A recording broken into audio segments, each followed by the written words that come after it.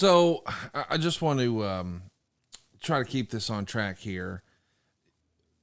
Jeff Good luck with that. I know. It's a full-time job over here sometimes.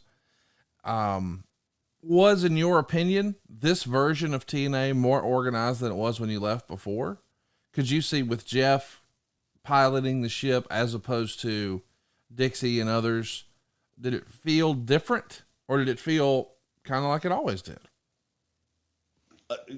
A mixture of both, but I tell you what it did feel like from a direction standpoint was there was a direction. There was a direction that was firm. Here's where we're going to go. Here's what we're going to do. This is what we're building toward. And that didn't vary much at all. And that was Jeff's vision. And that's what Jeff wanted to do and how he wanted to do it. He knew he would go into the production meetings. He knew where he wanted to go and said, okay, here's where we're going. Here's how we're going to get there. Anybody have any thoughts on that? Right. And everybody worked towards that one direction. So in that regard, it wasn't a lot of second guessing after the fact.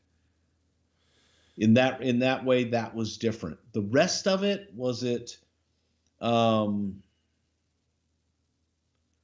still a little discombobulated? I like you made that word up, but I'm gonna use it. Discombobulated? That's a real word. Look it up. I thought it was discombobulated. No, discombobulated. I like boob in the middle. Yeah. Boob on the side, boob in the middle, boob in the morning. Boob all around. Boob all around. Yeah. The Observer would say, Prichard and Mantell are both great talkers, but I didn't see what the point of their segment was. They really put over his podcast strong. An interesting note is the reason Prichard was called was because of his podcast, which was doing great numbers. And the idea is that his podcast listeners would now watch TNA.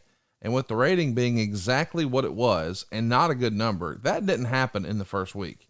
Now, there was an increase in YouTube watching of clips, but there's almost no money in that. And for whatever anyone wants to say about TV viewership falling across the board, which it is for most things, as TV viewership falls, all sports, including wrestling, are primarily dependent on TV for their revenue. Do you remember being disappointed that our listeners didn't tune in droves to see their old pal Bruce?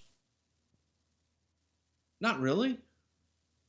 I didn't frankly know what to expect. And I didn't know, because our listeners were listeners that were kind of into nostalgia. So I thought that there might be a sampling, without a doubt.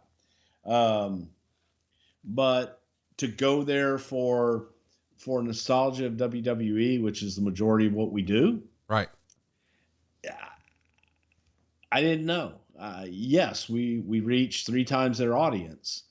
However, would half of that audience go there? And I think that the third that they had already from us was they're always going to be there.